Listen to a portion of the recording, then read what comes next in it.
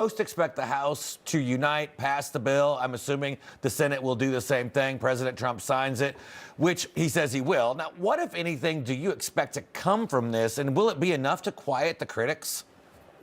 Well, it has to be enough to quiet the critics. We have real work to do. We have an affordability crisis in this country right now that the president wants to focus on. The Democrats have continuously pulled back to this, hoping that they can prove that in some way, shape, or form Republicans are bad. So far, all they've seen from this is that you have a Democrat in a congressional hearing conspiring with Jeffrey Epstein to try to get Trump. I mean, this is not going to go well for them. And I think it's really rich when you just looked at what we were seeing in North Carolina and you see how many kids ICE has retrieved back from this human trafficking that we've seen for 4 years under the Biden administration, that now all of a sudden the Democrats are softies on making sure you get predators. I wish that they had felt that way for the 4 years that Joe Biden had been in office. Yeah, and for all of those kids that were being trafficked throughout that entire time, as you said. And as President Trump predicted, the Epstein files are not looking great for Democrats already. It even showed Epstein texting and helping a House Democrat during a hearing on the matter. And yet House Minority Leader Hakeem Jeffries couldn't even condemn one of his colleagues for communicating with the convicted sex offender during a congressional hearing. Take a listen to this.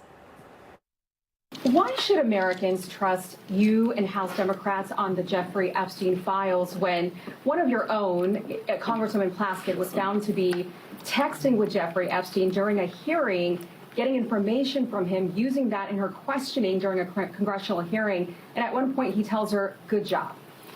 This is a bipartisan effort to make sure that, consistent with what the survivors have requested, that there's full and complete transparency, and every single predator who may be in those Justice Department files doesn't escape accountability. Okay, yeah, just like the headline says right there, he danced around the question, didn't really give an answer there on Congresswoman Plaskett's actions. Ike, what do you make of this?